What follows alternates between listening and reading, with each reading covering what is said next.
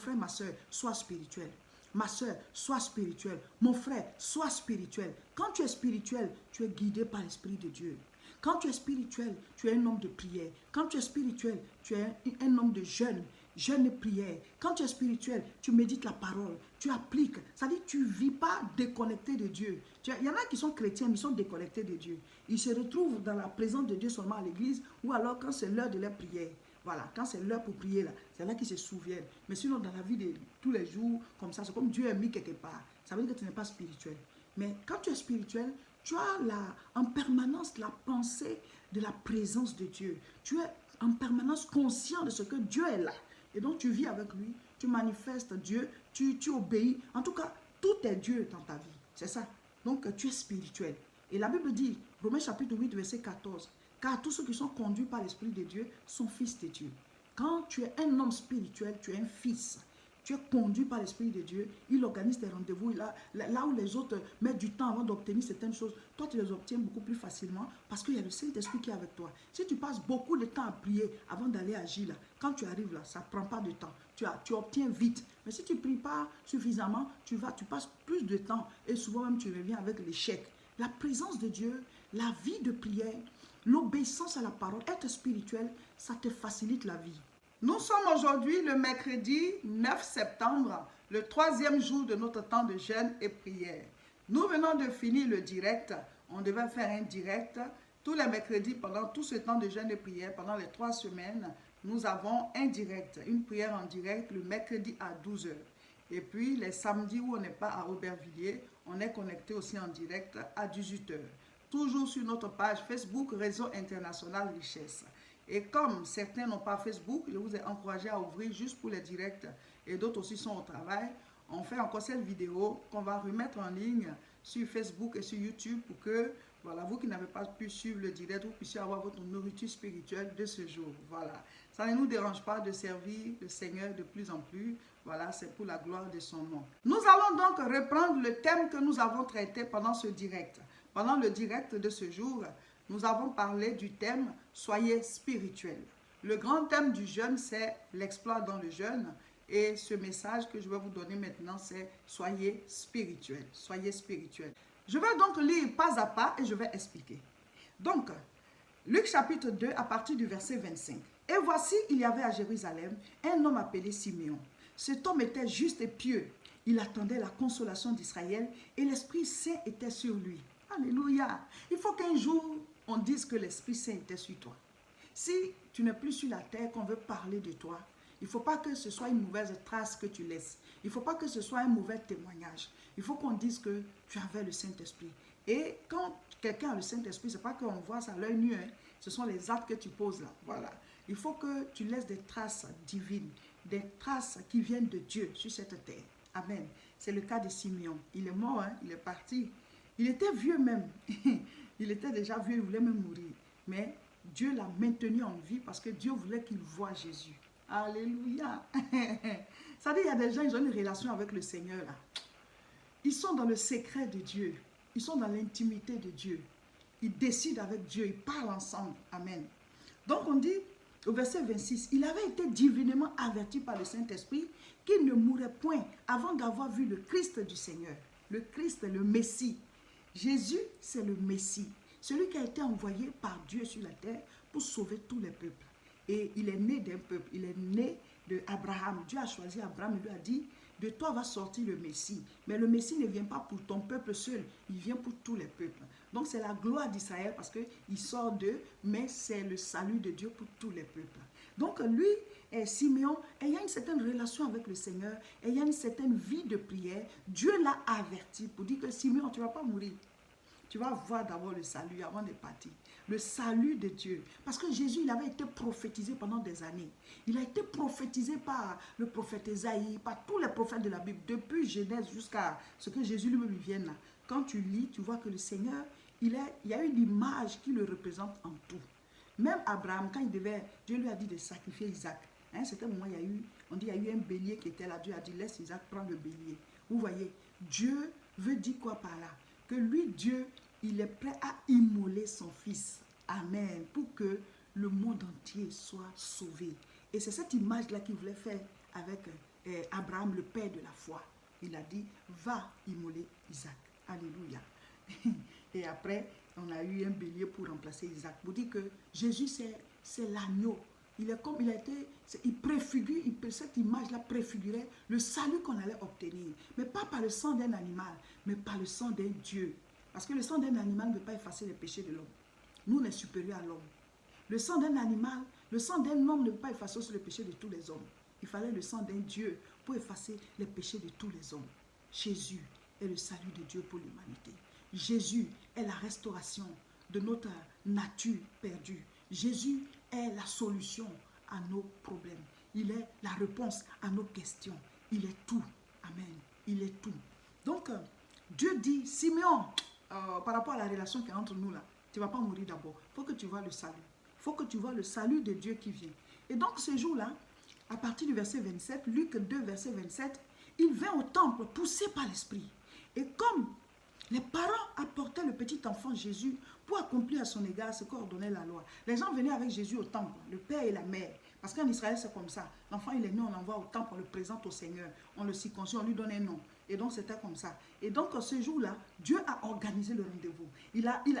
C'est comme si c'est lui qui avait les carnets d'adresse et qui organisait les rendez-vous. Au même instant où les parents venaient avec Jésus, Dieu fait venir Siméon. Il dit, le petit, celui que je t'ai dit que tu vas voir, l'enfant, le Messie qui est né, il arrive, alléluia, rikenderebosa, alléluia. Et donc Simeon arrive à un rendez-vous organisé par le Saint-Esprit. À partir du verset 28, il le reçut dans ses bras, il a pris Jésus dans ses bras, amen. Et maintenant il prie, il dit maintenant Seigneur, tu laisses ton serviteur s'en aller en paix, selon ta parole, car mes yeux ont vu ton salut, salut que tu as préparé devant tous les peuples, lumière pour éclairer les nations, et gloire d'Israël, ton peuple. Mon frère, ma soeur, tu n'as pas besoin d'arriver au ciel d'abord pour voir Dieu. Jésus a dit à Nicodème, si un homme n'est né de nouveau, il ne peut pas voir le royaume de Dieu. Siméon n'était même pas encore arrivé au ciel, mais il était connecté à Dieu. Il vivait l'atmosphère divine.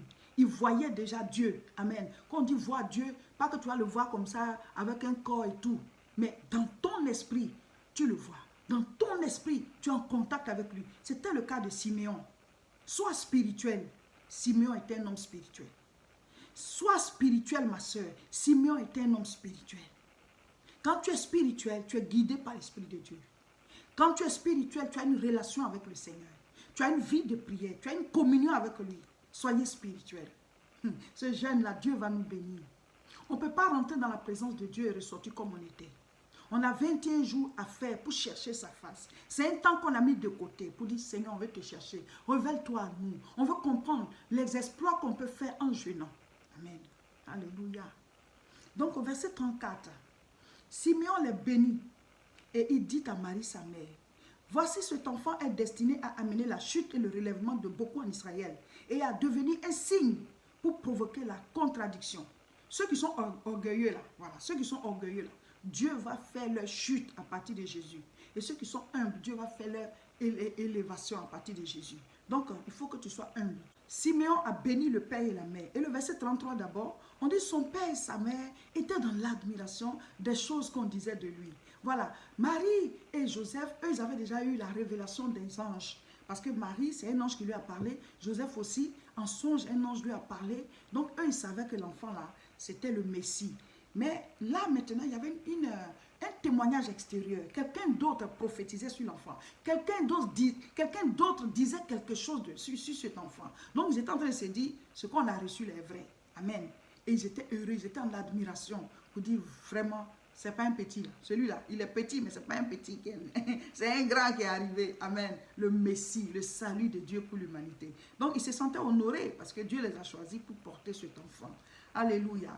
Et maintenant, au verset 35, il dit, à toi-même, une épée te transpercera l'âme, afin que les pensées de beaucoup de cœurs soient dévoilées. Voilà, c'est Marie qui allait porter l'enfant partout. Donc, Dieu devait lui donner une révélation. Luc chapitre 2, nous lisons maintenant à partir du verset 36. Il y avait aussi une prophétesse, Anne, fille de Phanuel, de la tribu d'Azer. Elle était fort avancée en âge. Elle avait vécu 7 ans avec son mari depuis sa virginité. Restée veuve et âgée de 84 ans, elle ne quittait pas le temple. Et elle servait Dieu nuit et jour dans le jeûne et dans la prière. Dans le jeûne et dans la prière. Je répète encore, dans le jeûne et dans la prière. On est dans quoi présentement? Voilà. Dans le jeûne et dans la prière. Et je continue. Étant arrivée elle aussi à cette même heure, elle louait Dieu et elle parlait de Jésus à tous ceux qui attendaient la délivrance de Jérusalem. Mon frère, ma soeur, voici une femme spirituelle. Anne est spirituelle. La Bible dit qu'elle aussi, elle est arrivée au même moment. C'est comme si Dieu avait aussi organisé son rendez-vous, sa rencontre avec Jésus. Elle n'est pas n'importe qui. On la présente. On dit qu'il y avait une prophétesse, Anne, fille de Phanuel. La Bible la présente. De la tribu d'Azer. De la manière dont on présente les autres prophètes hommes là. Ils sont en train de présenter une prophétesse. Les gens qui disent, oui, femme ne doit pas servir Dieu, femme ne doit pas faire ceci, ne doit pas faire cela. Celle-là, c'est une servante de Dieu. Anne, prophétesse, elle était dans le temple. Elle servait Dieu dans le jeûne de la prière. Et lisez bien, à la fin on dit quoi, verset 38. Étant arrivée elle aussi à cette même heure, elle louait Dieu et elle parlait de Jésus à tous ceux qui attendaient la délivrance de Jérusalem. Elle parlait de Jésus. Elle louait Dieu et elle parlait de Jésus. Parler de Jésus là c'est quoi? C'est prêcher. À tous ceux qui attendaient, hommes comme femmes, elle est en train de prêcher pour dire voici le salut de Dieu. Voici le Messie, celui qui avait été promis depuis Ésaïe, depuis la fondation du monde, pour le salut de l'humanité. Celui-ci là, il est venu du ciel. Elle parlait de Jésus à tous ceux qui attendaient la délivrance de Jérusalem. Mais ce n'était pas la délivrance de Jérusalem seule, c'était la délivrance de tous les peuples là. Donc la prophétesse Anne est en train de prêcher. Elle est en train de prêcher, elle présentait Jésus. Elle a loué le Seigneur. J'imagine certainement que quand elle est arrivée là, conduite par l'Esprit de Dieu, elle savait que c'était l'enfant. C'était le Messie. C'était le salut de Dieu. C'était celui-là qui venait sur la terre pour nous libérer de nos péchés, nous guérir de nos maladies, donner la solution à nos problèmes, à nos difficultés. Elle a commencé à louer Dieu. Alléluia. Louons Jésus le Seigneur, il est roi. Louons Jésus le Seigneur, il est roi. Il est roi, le roi des rois. Louons Jésus le Seigneur, il est roi. Et elle a commencé à présenter Jésus, à parler de lui à tous ceux qui attendaient la délivrance de Jérusalem. On parle de quel Jérusalem ici? La Jérusalem céleste. Tous ceux qui ont accepté Jésus-Christ, vous êtes de la Jérusalem céleste. Et Jésus-Christ, il était venu pour nous libérer. Oh oui, pour nous libérer du joug. Il était venu pour nous libérer. Il a accompli cette mission, il est parti. Et nous maintenant, nous avons reçu le pouvoir à travers son nom. Mon frère, ma soeur, sois spirituel. Ma soeur, sois spirituel. Mon frère, sois spirituel. Notre méditation de ce jour, c'est dans Luc chapitre 3. Et le passage qui me touche, c'est le verset 7. Il disait donc à ceux qui venaient en foule pour être baptisés par lui, race de vipères, qui vous a appris à fuir la colère à venir. Verset 8. Produisez donc du fruit digne de la repentance et ne vous mettez pas à dire en vous-même, nous avons Abraham pour père. Mon frère, ma soeur, produisez donc du fruit digne de la repentance. Quand tu dis que tu as changé de vie, là, ça doit se voir dans le fruit. C'est-à-dire, dans ta vie, on doit voir le comportement qui montre que tu es né de nouveau. C'est ça, produire du fruit digne de la repentance. Le sujet de prière d'aujourd'hui, mercredi, et demain, jeudi, aujourd'hui, mercredi 9 et demain, jeudi 10 septembre, le sujet de prière est « Seigneur, fais-moi comprendre l'impact du jeûne et dispose-moi à jeûner souvent. » Voilà. Donc ça, c'est le sujet de prière qui est donné. Mais vous ajoutez vos sujets de prière personnels. Ce samedi, nous ne serons pas en direct sur notre page Facebook Réseau International Richesse. Voilà, c'est le samedi d'après. Pourquoi? Parce que ce samedi, on sera à Aubervilliers pour la grande croisade de prière. Ce samedi 12 septembre, on sera à Aubervilliers. Au-dessus de la vidéo, si c'est sur Facebook, on va mettre les liens pour vous inscrire pour Aubervilliers pour cette semaine, le 12 là, samedi 12. Et si c'est sur YouTube, c'est en dessous. On met les liens, vous cliquez dessus, vous choisissez votre séance. C'est à cause du Covid, on est obligé de s'inscrire pour ne pas qu'on soit trop nombreux dans la salle. Donc inscrivez-vous et venez à Aubervilliers pour la croisade ce samedi 12 septembre. Le thème, c'est être délivré des oppressions de la mort. Beaucoup de personnes sont poursuivies par l'esprit de mort. On va briser les liens. On l'a déjà fait en ligne. On va le faire maintenant avec ceux qui seront là.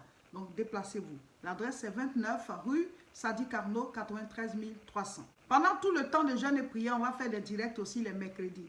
Mercredi à 12h, voilà, à midi, heure de France. Donc, on a déjà fait le premier mercredi, aujourd'hui le direct. Il reste encore 2 directs pour les mercredis à venir. Abonnez-vous à notre chaîne YouTube, La Moisson TV. Et abonnez-vous à notre page Facebook, Réseau International Richesse. Là où on fait les directs. Et puis, partagez cette vidéo.